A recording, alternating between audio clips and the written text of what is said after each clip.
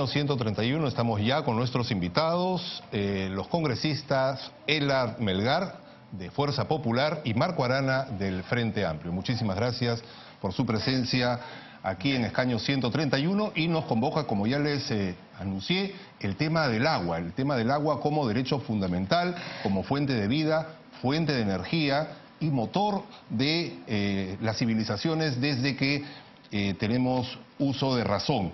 El agua, congresista Melgar, debe incorporarse en cuanto a su acceso universal, igualitario, como uno de los incisos del artículo 2 de la Constitución Política. Hay varios proyectos para incorporarlo, tanto de su partido, en las personas de Kenji Fujimori y María Cristina Melgarejo, también de la congresista Marisol Espinosa y también de la congresista Marisa Glave. ¿Por qué es que no se incorporó antes? ¿Por qué es que recién nos ponemos a fijarnos en este tema puntualmente ahora? Bueno, yo creo que se ha descuidado totalmente el tema del agua. Por ejemplo, ahorita recién vemos que se está hablando del programa de Sierra Azul, pero que viene a ser lo que era Sierra Verde en los años 90. Con el programa del fujimorismo que hubo, ¿no? Entonces, pero vemos que todavía no sentimos la necesidad de agua, o si la sentimos, pues no apreciamos el verdadero valor de agua. En la legislatura pasada, por ejemplo, yo hice el proyecto de ley de declarar de necesidad pública e interés nacional las represas, o sea, represar el agua en las alturas de nuestras regiones y que por ahí baje. Entonces, iba a servir para tener agua en las alturas y en la costa. Asimismo, pues, por ejemplo, tenemos que pensar en la tecnificación del riego, porque si no tecnificamos el riego, nosotros perjudicamos mucho a los que están en la parte baja. Porque, ¿qué pasa? El riego es por gravedad, entonces baja el agua y se acumula en las partes bajas, lo que origina, pues, que pudrimiento en las raíces, en los sembríos de los agricultores, y agricultores que tienen 1 hectárea, media hectárea, ¿no? Porque generalmente, pues, los que tienen buena cantidad de terreno utilizan pozos tubulares o sacan el agua y la reutilizan. Pero el problema es del pequeño agricultor, que el Estado, ningún gobierno le ha dado apoyo al pequeño agricultor. El que tiene agricultura de subsistencia, más que agroindustria, ¿no es cierto? Congresista Arana, la misma pregunta: ¿por qué pasó tanto tiempo, tantas constituciones y finalmente en el texto no está plasmado este artículo, o este inciso, mejor dicho, en el artículo 2? Porque existiendo en el Perú históricamente una situación de injusticia hídrica, son estudios que se han hecho, por ejemplo, en el IPROGA, en el Instituto Peruano de los temas de los recursos hídricos, o en los diversos estudios que se han hecho sobre la problemática del agua en el Perú. El agua está muy mal distribuida, ¿no? En principio, quienes la tienen, a veces la tienen en abundancia, y no hay sistemas adecuados de medición, ni tampoco de adecuado pago de tarifas. Hace tiempo que se está discutiendo, por ejemplo, el tema de que, si bien es cierto, la agricultura es la principal consumidora de agua, el 80% aproximadamente del agua dulce del Perú va para la actividad agrícola, 3% para la minería, en algunas cuencas llega a ser hasta el 30 o 40% que consume la minería, como pasa en el caso de Locumba, etcétera. No ha habido de parte de los legisladores y de la clase política la conciencia sobre la importancia del agua como derecho. Lo que se ha pensado es que el agua es infinita, ¿no? Ahora sabemos por los estudios que han hecho en Estados Unidos desde hace ya 3-4 décadas atrás, que las aguas subterráneas son consideradas ahora recursos hídricos agotables, ¿no? Sin embargo, por ejemplo, hemos visto como en Ica, ¿no?, se ha extraído agua del subsuelo para favorecer la agroindustria y se ha generado graves problemas de agua. Tacna llegó en algún momento a decretar la primera veda de recursos hídricos que se conozca en el Perú, porque están en pleno desierto. Y Lima, todavía en Lima no se toma incluso conciencia de la gravedad del problema hídrico. Lima es la segunda ciudad más grande del mundo en desierto, después del Cairo, ¿no? Ciudad ubicada en desierto. y vemos, por ejemplo, como el Rímac ya no es el río hablador, el Rímac es un río muerto, ¿no? Lo han contaminado la industria textil, lo ha contaminado la industria minera, las propias ciudades. No solo el Rímac, ¿no? El Chillón y el Lurín también. El Chillón, está desapareciendo el valle, en Lurín he estado varias veces, ojalá que prospere las iniciativas de los activistas y los agricultores que están queriendo salvar lo poco que queda del Chillón, y ojalá que la administración de Castañeda no destruya el valle de Lurín, porque ya han habido intentos de cambiar de zonificación. Y lo otro es que falta una conciencia ciudadana mayor, ¿no? Algunos piensan que el agua es gratis, ¿no? En realidad la gestión, el manejo del agua para que pueda llegar en adecuadas condiciones a la vivienda o aún a la agricultura tiene un costo. Y efectivamente el congresista Elar ha mencionado, por ejemplo, el atraso enorme con el que estamos, con el desarrollo de infraestructura hidráulica para mejorar el riego tecnificado, para cuidar las fuentes naturales de agua, y sobre eso, lamentablemente, los anteriores legisladores, tenemos 4 gobiernos ininterrumpidos en democracia. A pesar que la Constitución reconoce la importancia del agua, ni la reconoce como un derecho humano fundamental, y no se ha legislado en función de garantizar el acceso al agua para todos los y todas las peruanas. Bien. Más adelante vamos a desagregar los derechos al uso del agua que tienen los distintos sectores productivos del país. Todos tienen que, obviamente, pagar, ¿no? Todos tenemos un consumo, sea domiciliario, sea agrícola, sea minero, y todos debemos contribuir por ese servicio que recibimos. Refiriéndome al tema constitucional, congresista Melgar, tenemos 24 incisos en este segundo artículo. Se plantea incorporar el 25º, el derecho al agua, pero sería más letras sobre papel, es decir, todos tenemos derecho a la vida, todos tenemos derecho a no ser discriminados, a las libertades de información, todos tenemos derecho a una identidad. Vemos que son incisos continuamente violados en la realidad.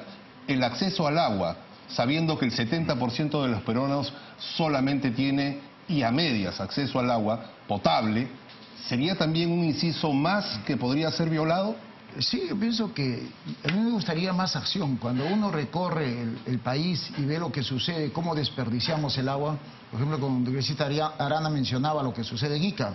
Es cierto, la napa freática se está secando, pero tenemos el río Pisco, por ejemplo, que desde el mes de diciembre hasta el mes de abril se va una cantidad enorme al mar. Entonces lo ideal sería pues hacer una represa en la altura de Pisco, y esa represa trasladarla a la napa freática de Villacurí. Entonces es un agua que se va a utilizar, porque hacemos leyes sobre leyes, pero no actuamos. Entonces, si ves en la parte, también hablábamos de la parte de Lima, ¿no? Lima es un gran desierto, pero tenemos las albúferas de medio mundo, por ejemplo, si conocemos Huacho, toda esa zona, las albúferas de medio mundo. ¿Qué es lo que pasa? Que el agua baja y seguimos regando por gravedad.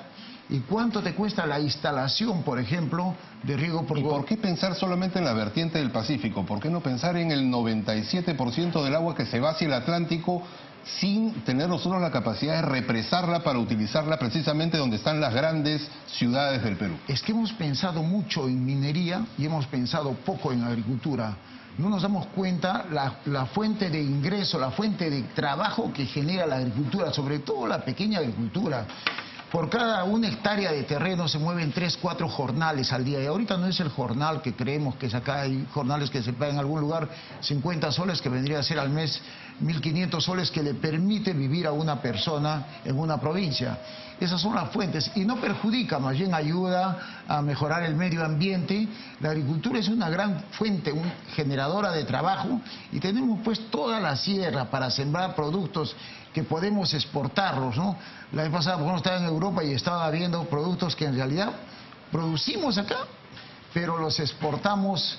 Toda nuestra fruta, por ejemplo, si hablamos de la palta, lo exportamos como palta, pero no lo exportamos, por ejemplo, como guacamole o dándole un valor agregado, aceite de palta. Entonces yo pienso que el rato que valoremos la agricultura, que sepamos lo que es la agricultura, vamos a valorar el agua, porque siempre hemos pensado, Si va una minera a la Autoridad Nacional del Agua, obtiene, es vergonzoso reconocer, pero obtiene una licencia en menos de una semana. Si va un agricultor de 1 hectárea a buscar una licencia, puede pasar 3, 4 años y no tiene una licencia de agua. Los incas fueron grandes ingenieros hidráulicos, nos dejaron un legado histórico increíble que perdura hasta la actualidad. Hay vestigios en el Capac Ñán, ¿no? Bueno, el Cumbemayo, la gran reserva. A través de los 4 suyos, cuando uno va a Machu Picchu también ahí hay bastantes vestigios de ello. ¿Por qué no aprendimos de nuestros antepasados? ¿La política se antepuso siempre a la historia? La política y la ambición del oro. Recordemos que los españoles vinieron por oro, no vinieron por agricultura. Es verdad que Europa se benefició y pudo salir adelante gracias al descubrimiento de la papa, ¿no? Les salvó de las grandes hambrunas que se vivían en Europa, en el viejo mundo. Pero su interés no estuvo puesto en la agricultura, el interés estuvo puesto en la minería. 6 millones de habitantes de la civilización inca que se calcula que habían, bajaron a 1 por la guerra, las enfermedades, la mita minera, etcétera. Y entonces, efectivamente, se ha seguido un modelo de desarrollo en el cual al país se le ha considerado más bien productor de minerales, ¿no? Eso no ha cambiado. En algún momento fuimos productores de guano, en otro momento productores de caucho, ¿no? De gran pesca, pero efectivamente esto se descuidó, se dejó atrás la agricultura. Ahora se ha optado en los últimos 15, 20 años por favorecer la gran agroindustria. Y el concepto de agroindustria en sí mismo no está mal, digamos, si hay posibilidades de ampliar frontera agrícola, ¿no? Pero el congresista, y en esto coincido con el congresista Ela, hay un tema fundamental. El trabajo de cada agricultor, de pequeño agricultor, da de comer a 15 peruanos. O sea, aparte de que la agricultura genera empleo, la agricultura da de comer, cada agricultor da de comer a 15 peruanos. Entonces, es muy importante que nosotros tengamos un enfoque sobre el agua que nos permita una gestión integral. ¿Y eso qué significa? 1, asegurar la producción de las fuentes naturales de agua, y ahí estamos siendo sumamente irresponsables. Estamos destruyendo las cabeceras de cuencas. Sí. Hay gran erosión de suelos. Estamos desboscando las zonas que capturan agua, ¿no? No nos olvidemos que el agua, algunos piensan que sale del botellón. No, hay todo un ciclo del agua por el cual hay que cuidar la cabecera de cuenca y todo el ciclo hídrico. Y ahí estamos teniendo serios problemas. Hay gran devastación forestal, ¿no? En zonas boscosas que han sido productoras de agua. En este momento se están derritiendo los glaciares, ¿no? De manera acelerada, y estamos teniendo serios problemas para un adecuado manejo del agua. Por ejemplo, 16 de los 53 ríos de la costa están contaminados básicamente por metales pesados, es decir, por minería. Y en las grandes ciudades como Lima, o incluso grandes cuencas como las del Mantaro o el Santa, están fuertemente contaminadas además por las propias ciudades, ¿no?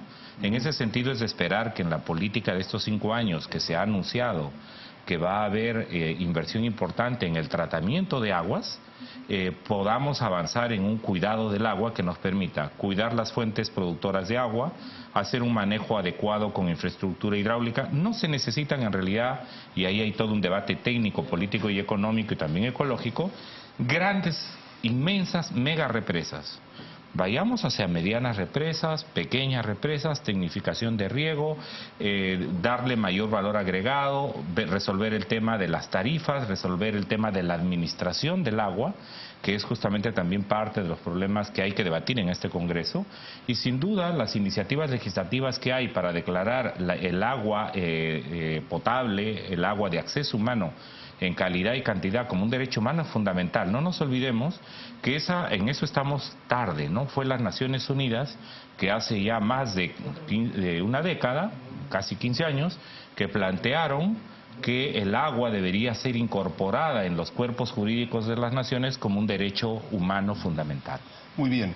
¿Es posible que conviva con agua para todos, no solamente a nivel domiciliario, como se le puso algún programa vendedor casi electoral, sino agua para todos los sistemas productivos, para la minería y para la agricultura? ¿Se puede convivir con agua limpia, pura, para todos los peruanos que estamos por debajo de estas cabeceras de cuenca donde se origina precisamente el ciclo del agua? Bueno, ahí depende de la responsabilidad que pongamos cada uno en nuestras tareas, ¿no? Por ejemplo, primero, el uso es para consumo humano; segundo, uso agrario; uso animal; y tercero... ¿Y esta prioridad se respeta? No se está respetando, porque lo estamos viendo claramente. Te decía anteriormente que si va un minero a sacar una licencia para uso de agua, la consigue en 24 horas, exagerando. Pero va un agricultor y la consigue 3, 4, 5 años, o a lo mejor nunca. ¿Quiere inscribir su junta de usuarios en la ANA? No puede, o se demora mucho. No es la junta de usuarios, estamos confundidos muchas veces en eso. Es el mensaje que propaga el gobierno, que son las juntas de usuarios. Es el ANA, la Autoridad Nacional del Agua. Es la traba burocrática. Es la traba burocrática. Y desconoce totalmente. Llegó un momento, pues, de que el ANA solamente atendía la minería. Hemos tenido, el año pasado, nosotros, para lograr que se ejecute limpieza en los ríos, descolmatación de los ríos, prácticamente tuvimos que tomar con los agricultores el Ministerio de Agricultura y hacer que redistribuya en las regiones el presupuesto que había para eso.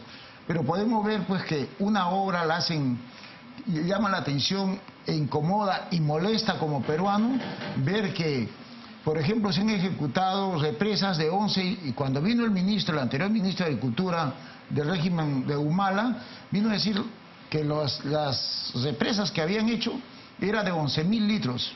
Toda la gente acá lo felicitó. Pero el que conoce de agricultura, el que conoce represas, esa es una burla para el país. Porque es 11 metros cúbicos, 11.000 litros es 11 metros cúbicos, que alcanza para regar 1 metro cuadrado. Sin embargo, él decía que era para regar 100 hectáreas. Entonces, ¿qué pasa con las municipalidades? Que todos sus desagües están conectados a los ríos. Entonces, ¿cómo vamos a controlar? Las municipalidades, ¿cómo van a controlar? ¿Cómo van a poner mano firme con las mineras, que son las primeras contaminadoras, si ellos también están contaminando, ¿no? Muy bien, volvemos, amigos de Escaño 131.